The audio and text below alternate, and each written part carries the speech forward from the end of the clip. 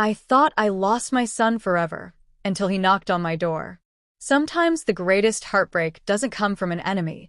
It comes from the one who once called you mama.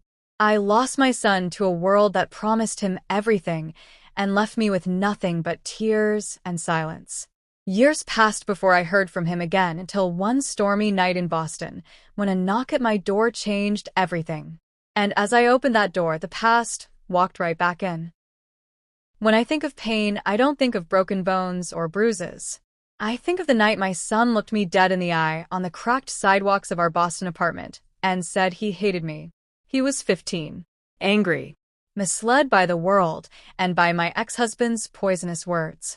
He walked away, suitcase dragging behind, rain pouring down like judgment from above. That was the night I died, not physically but emotionally. My heart stopped the minute he turned back to shout, "You never did anything right, Mom." Weeks turned to months. I checked every shelter, called every friend, even begged my ex, no word. I remember sitting by the window every night, praying he'd come back. The silence grew louder than the storms outside. Years later, I found out through a mutual friend.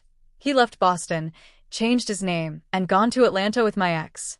That was when I realized betrayal doesn't need a knife. It can come wrapped in DNA. Then one night, years later, I heard a knock on my door.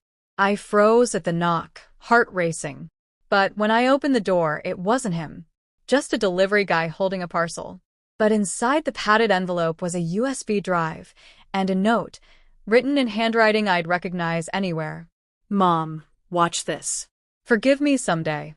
I rushed to my old laptop and plugged it in. The screen flickered. Then a video started playing. The first image? My son, no longer a boy, now a man, sitting across a marble table in an expensive suit. "Mom." His voice cracked. "I know I can't change what I did, but everything is different now."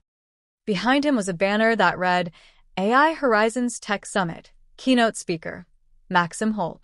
My breath caught. Maxim? He changed his name. Holt, my maiden name. The video cut abruptly after a minute. No explanation. No apology. But I noticed something else. The reflection in the glass behind him. A man watching him, my ex-husband. Something was wrong. I wasn't just betrayed. He was too. And now? It seemed like my son was finally reaching back. Just then my phone buzzed with an unknown number. "I need your help. Please." The voice on the call was tremulous, familiar. "Mom, it's me. "I need you. I'm in trouble." I froze. He sounded scared. My mind swirled with emotions, anger, hope, fear. "I don't have much time," he said. "I've built something big. Something dangerous. I can't trust anyone, not even Dad. Especially Dad." My ex-husband. The man who swore he'd make me suffer. The man who stole my son from me. "I'm in Atlanta. I need to see you. I'm sending you a ticket. Come alone." Then the line went dead. I stared at the phone. Part of me screamed to hang up and forget it. Another part, the mother buried under betrayal, knew she couldn't. 2 hours later, an email landed. A first-class ticket to Atlanta. Departure, tomorrow. That night, I packed and left Boston, closing my apartment door on 15 years of abandonment.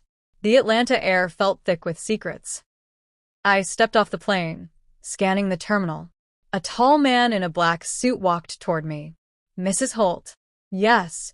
"Follow me," he said without smiling. He led me to a sleek black SUV. Inside, the privacy screen was up. No words. I started to panic, but the door clicked shut behind me. The screen slid open. There he was. Maxim. My boy. Older. Taller. Eyes glinting with both intelligence and regret. "Mom," his voice cracked again. "Why now?" My voice was brittle. "Because I'm not safe. And neither are you." He leaned in. "Dad is trying to take everything I've built. My company, my identity, my life." My world spun. "What did you build, Max?" "Artificial intelligence. Unlike anything the world has seen. And he wants to sell it to the wrong people." My ex-husband was no longer just a bitter man. He was a threat. Mom, you're the only one I trust. In a penthouse overlooking downtown Atlanta, Maxim showed me blueprints. Screens flickered with prototype designs. AI facial predictions, military-grade simulations, biosignal mapping. It can track anyone, anywhere, predict behavior patterns. Dad stole part of the code when I was 22. Now he's selling it to a syndicate. I need to shut it down. I felt chills creep up my spine. You built all this? Alone. Not alone. I had help. A woman stepped out.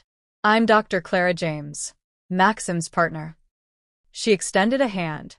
We're fighting your ex-husband. Together. Maxim looked at me. He thinks I won't go against him. But when he took me from you, I learned what real betrayal is. My son was not just seeking forgiveness. He was seeking justice. Mom, are you ready? He said. Because this won't just expose a company, it'll expose everyone tied to him. A sudden message pinged on Maxim's tablet. Clara read it aloud. Where is the final key? A coded threat. Maxim clenched his fists. He knows I'm coming for him. What's the final key? I asked. Maxim exhaled. It's not a thing. It's a person, you. My blood ran cold. Mom, Dad can't access the last encryption without your identity. Why me? His mistake, Maxim explained. He never removed your biometric access from our old business registration documents. You're still listed as co-founder. I stared. We built nothing together except pain. Clara nodded. But we can use that. We can lock him out. But suddenly, the power went out. Alarms blared. Someone was breaching the building. Maxim grabbed my hand. We have to go. Now.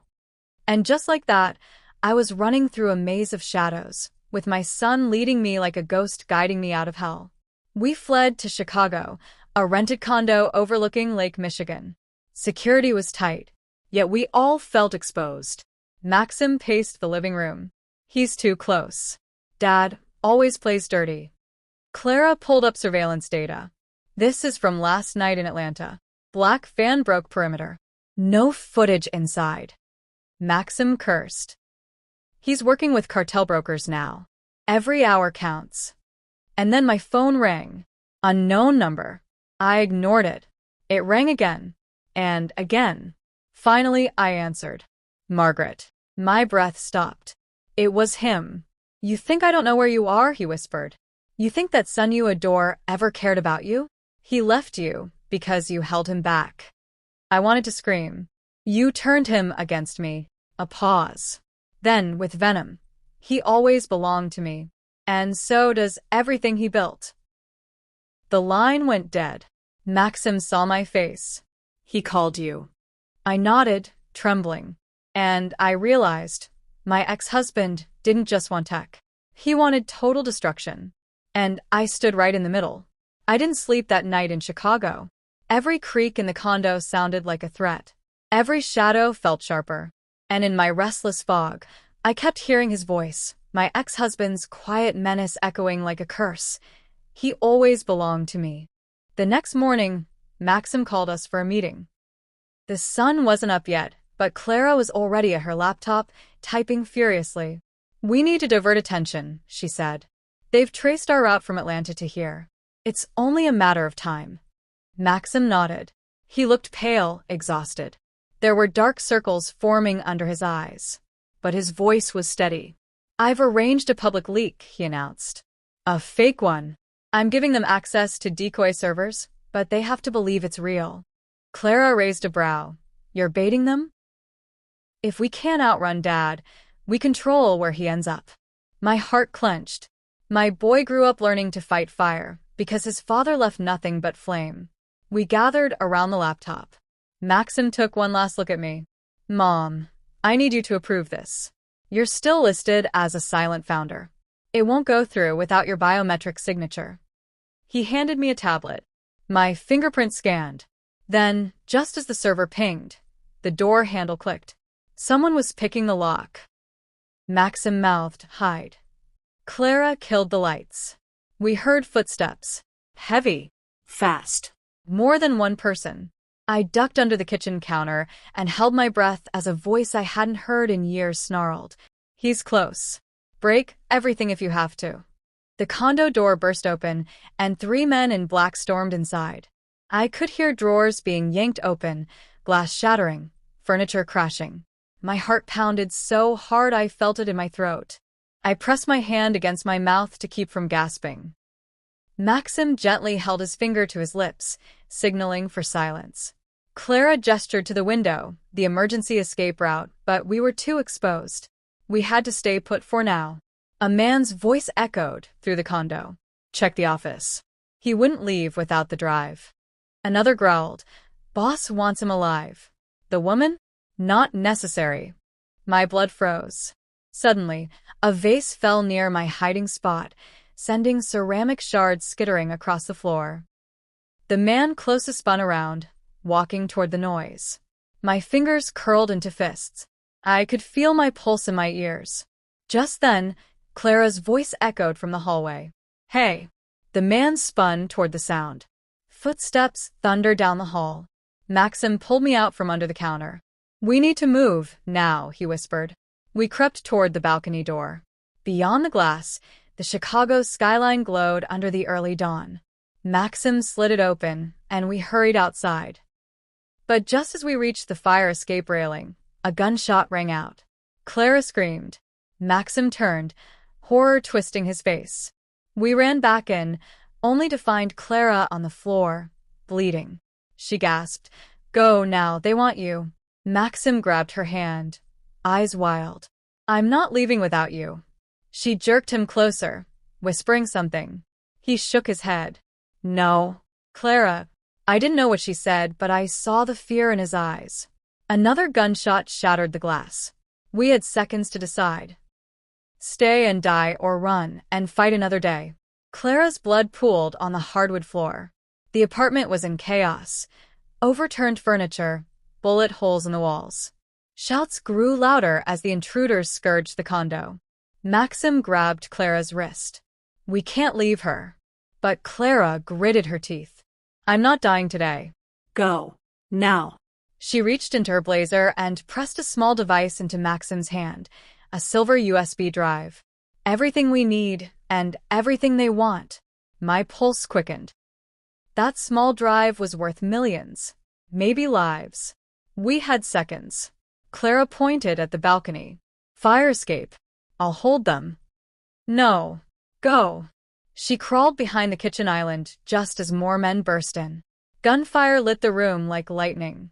I followed Maxim over the metal railing, climbing down the narrow ladder. My palms burned. My legs shook. But I kept moving. Police sirens wailed in the distance. We reached the bottom just as a loud boom erupted above us. Clara's diversion. A distraction. Maxim looked up, eyes wet. She better live. I didn't speak. I took his hand and we ran into the alley, emerging onto a busy Chicago street. We were ghosts now, hunted, exhausted, and holding the key to everything. As we disappeared into the crowd, I realized this wasn't just about tech. Lives were being traded like currency. And now, we were the ones holding the balance. 3 days passed. Clara survived, barely. She called from a private medical clinic. "You need to go west," she whispered. "Find Nadia. She's the only one who knows how to decode what's on that drive." "Where?" "Seattle." Maxim booked our tickets in silence. I watched him from across the hotel room. He wasn't the boy I once knew. He was colder, hardened.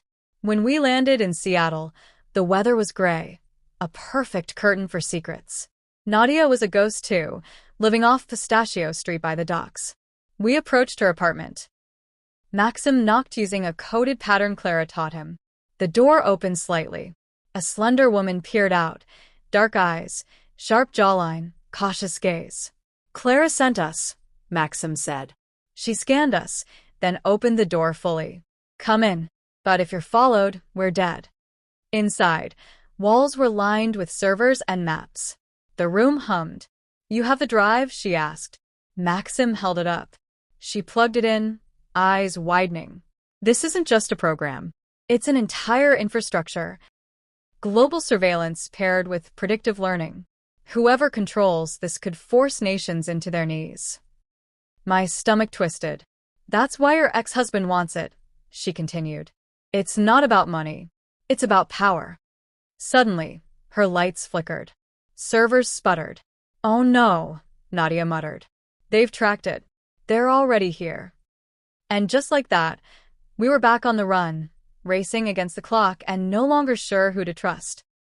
Nadia rerouted her server connection, buying us precious minutes. We can't stay in one place, she said.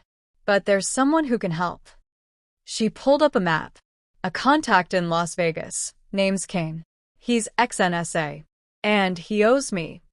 Maxim allowed himself a humorless laugh. Everyone's ex-something lately.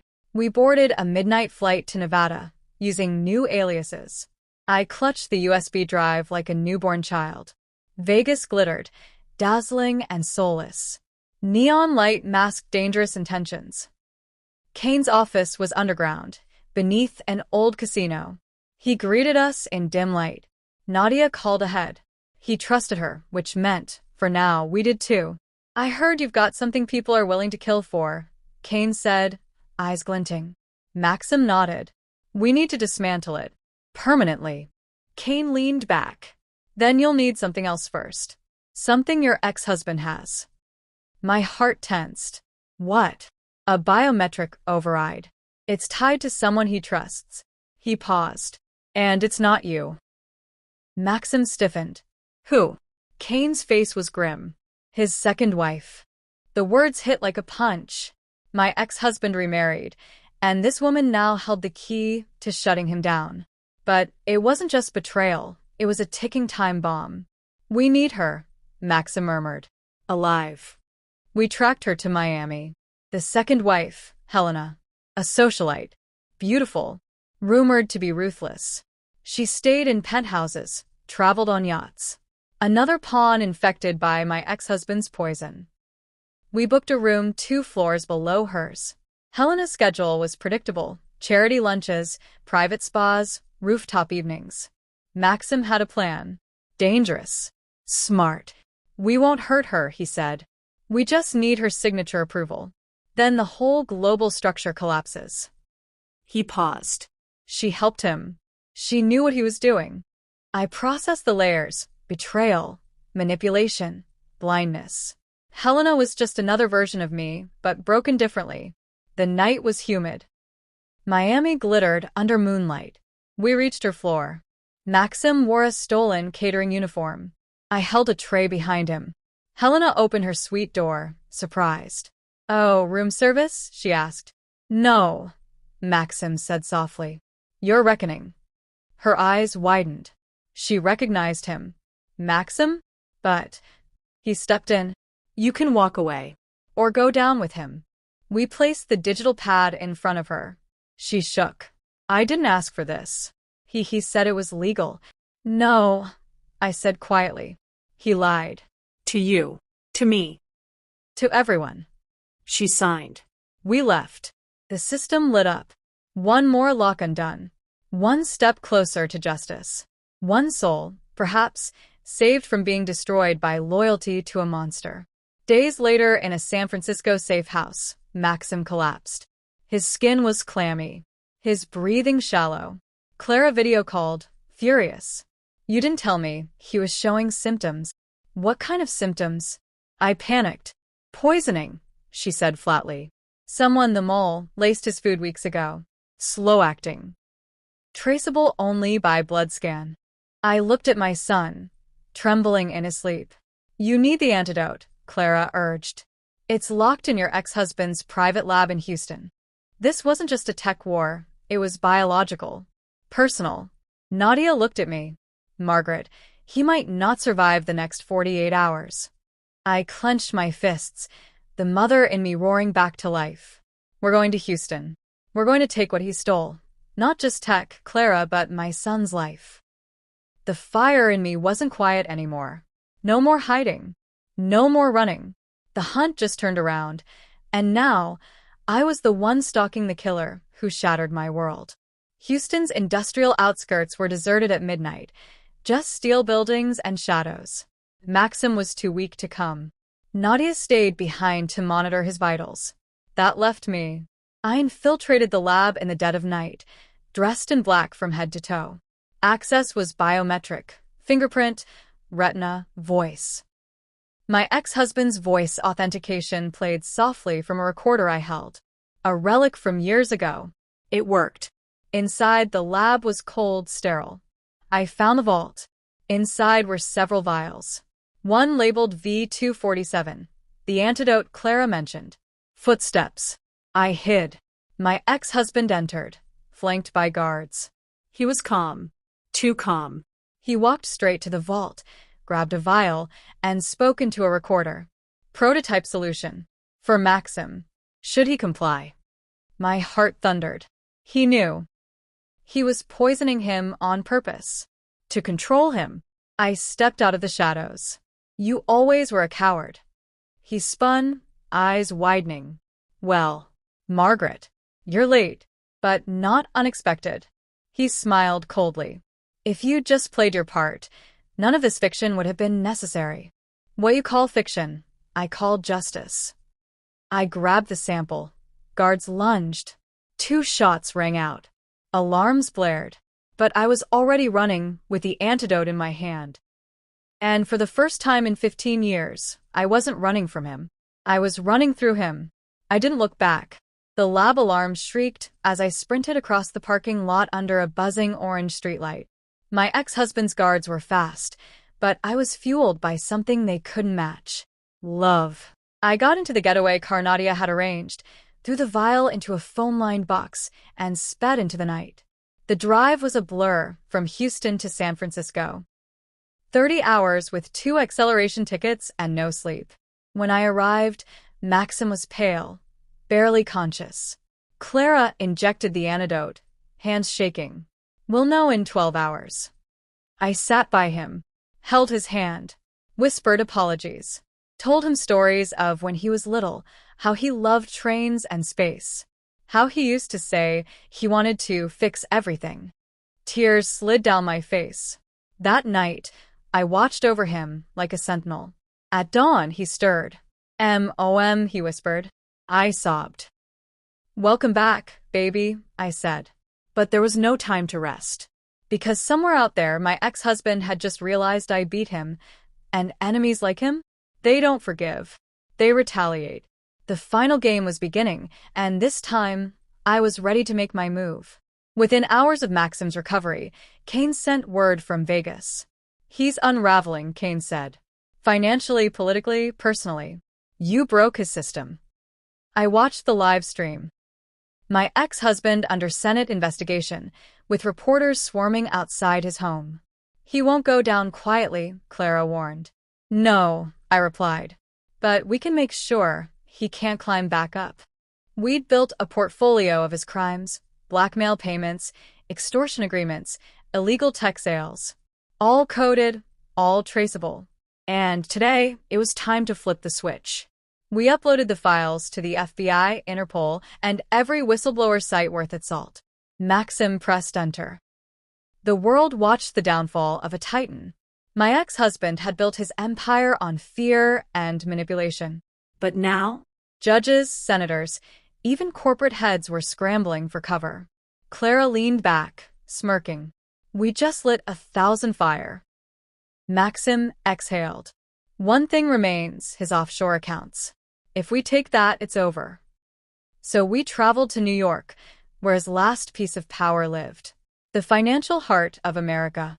His accounts were his fortress, and we were coming for the vault. Wall Street towered above us, like a steel forest. We dressed as anonymous bankers and slipped into the building, the one that held his hidden global accounts. Nadia's voice crackled through our earpieces. Vault located in sublevel 2. Firewall activated. I'll hack remotely. Maxim and I moved fast. Inside the vault room, steel servers hummed with millions belonging to my ex-husband's corrupt empire. Maxim plugged in the final unlock drive, the one Clara almost died protecting. Nadia began the upload sequence. Suddenly, alarms blared. The vault doors began to shut. What's happening? I yelled. He activated the manual lock. Nadia shouted. Maxim grabbed my arm. Mom, go. I've got this. No. The doors closed. And we were separated. Through the thick glass, I saw guards rushing toward him. He typed furiously as the system computed. Asset transfer. Complete. Account owner. Margaret Holt. My breath left my body. He turned and smiled. Mom, you're the new owner. Then I saw the guards grab him. I screamed. They dragged him away as the vault filled with gas. His voice, muffled, yelled, "Run." I didn't run. I broke through the glass. The shattering of glass cut my arms. I didn't care. I needed to reach him.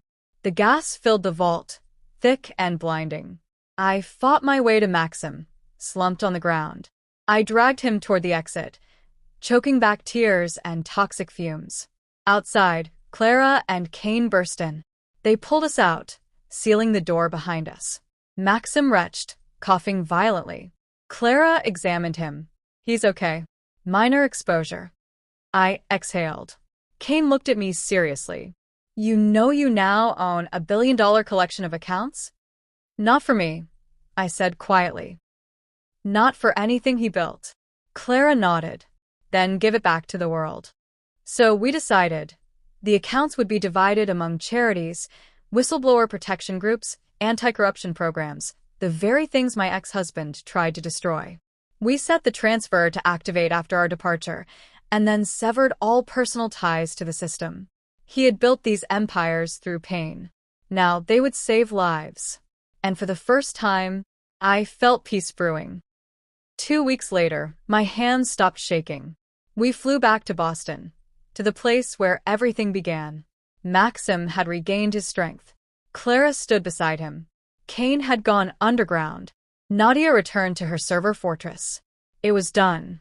That night, it rained, just like the night he left me years ago. Only this time he knocked on my old apartment door. I opened it. My son stood before me. Not a boy, not a renegade, but a man who had faced his demons and survived. He held out a small box. I opened it. Inside was a set of keys, engraved, M. Holt Residence, paid in full. He smiled softly.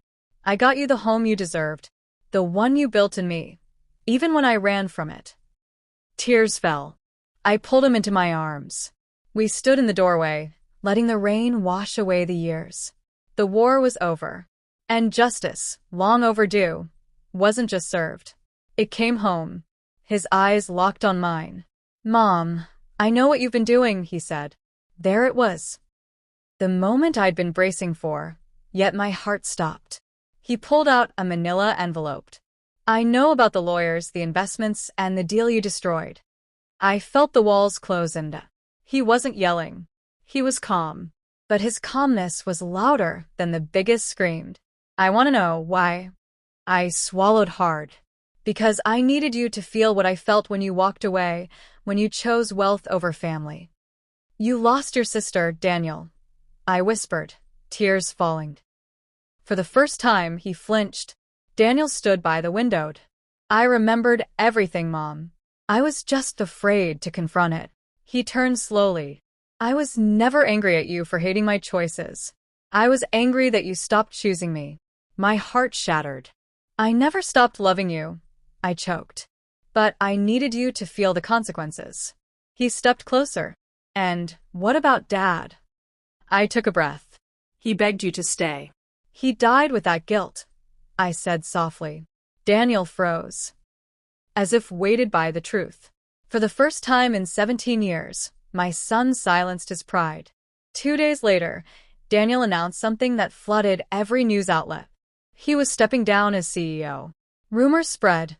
Emotional breakdown, family scandal, corporate sabotage. Reporters camped outside my house. The fall was loud, and it was painful to witness. And yet he came to me. Can we go somewhere? He asked one rainy afternoon. Not for deals. Not for money. Just mother and son. We drove to a quiet beach in Maine, a place we used to go as a family. That was where he broke. He fell to his knees in the wet sand and sobbed like the little boy I once held. That night, he handed me a letter. Old, faded. "It's from Dad," he whispered. With trembling hands, I opened it. "If you're reading this, son, your mom and I always wanted you to remember one thing. You were never the mistake. Our mistakes were forgetting what mattered most." Asterisk. I wept. Daniel wept. I realized he didn't need revenge anymore. He needed redemption. When he said, "I'm done fighting you," the weight began to lift. There are endings, and then there's grace. 3 weeks later, Daniel invited me somewhere unexpected, San Francisco. An abandoned warehouse was being renovated into a homelessness recovery center. "You're doing?" I asked. He nodded. "I'm naming it after Dad, and I want you to run it." My breath caught. All the money, all the power. Yet here we stood, building a legacy off kindness, not pain. "That's your justice, Mom," he said. "We rebuild. Together." And for the first time, I believed him. 1 year later, I stood at the opening ceremony of the Michael Reyes Foundation. Daniel, now humbler, wiser, stood beside me. The mayor spoke. Cameras clicked. Hearts softened. Then he turned to me. "Mom," he said softly, "you didn't just make me pay. You made me change." And that was the true victory. Not ruined fame, but reclaimed family. Passing the mic, I whispered into the crowd. Revenge can break someone, but redemption rebuilds them. And in that moment, I didn't just get my son back. I got justice. And we both found peace. Sometimes, real justice doesn't come with rage or a fist. It comes quietly with a doorbell. It comes when the one you thought you lost returns, not to hurt you, but to heal what was shattered.